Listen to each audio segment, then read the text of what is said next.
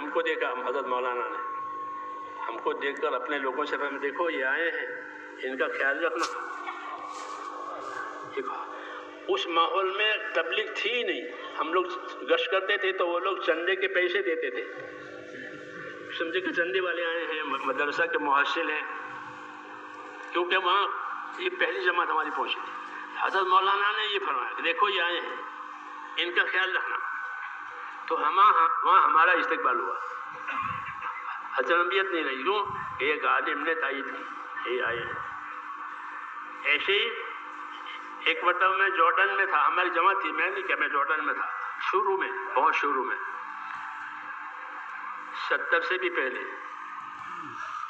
تو ہم وہاں پھر رہے تھے اپنا کام لے کر کے. تو وہاں کی پولیس کو کچھ شبہ ہوا کہ کچھ لوگ ہیں جو پھر رہے ہیں, باہر کے لوگ ہیں. تو انہوں نے ہم سے تو کچھ نہیں کہا, لیکن وہاں ایک قاضی سے, شرعی قاضی, چونکہ جارڈن اسلامی ملک ہے تو شرعی قاضی ہوتا ہے, شرعی امور کو نافذ کرنے کے لیے ان کو فون کیا کہ ایک جماعت اس طرح سے ہے اور ملک میں پھر رہی ہے, آپ شرعی قاضی ہیں تو آپ کی کیا رائے ہے ان کے بارے میں, ان کو رکھا جائے یا ان کو روکا جائے, کیا کیا جائے. اتفاق کہ ہم جب ان کا فون آیا تو ہم وہیں بیٹھے تھے. وہ پولیس کا افسر پوچھ رہا ہے ان کو کہ یہ لوگ دین کے نام سے پھر رہے ہیں تو ان کی کیا نوعیت ہے.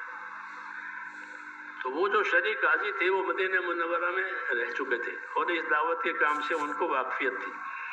ہماری ملاقات ہو گئی, ہم بیٹھے. ان کا فون آیا ہمارے بارے میں. انہوں نے فوراً تائید کی کہ ہؤلاء ربانیون خلیہم الناس یتعلمون الوضوء والصلاۃ, کہ یہ تو ربانی اللہ والے ہیں, ان کو کام کرنے دو. تو اس وقت سے راستہ کھل گیا ہے آج تک جارڈن میں. ایک عالم کی تائید ہے تو وہ علماء کرام جن کو اللہ نے مقام دیا ہے ان سے اس کام میں تائید چاہی جاتی ہے کہ اگر وہ اپنی جگہ سے تائید کریں گے تو راستہ کھل جائے گا. دوسرے وہ حضرات ہیں آپ اہل خدمت کہ جنہوں نے اپنے ذمے دین کی خدمت دی ہے, مدرسوں کی, مسجدوں کی تصنیف کی, تعلیم کی, دوسرے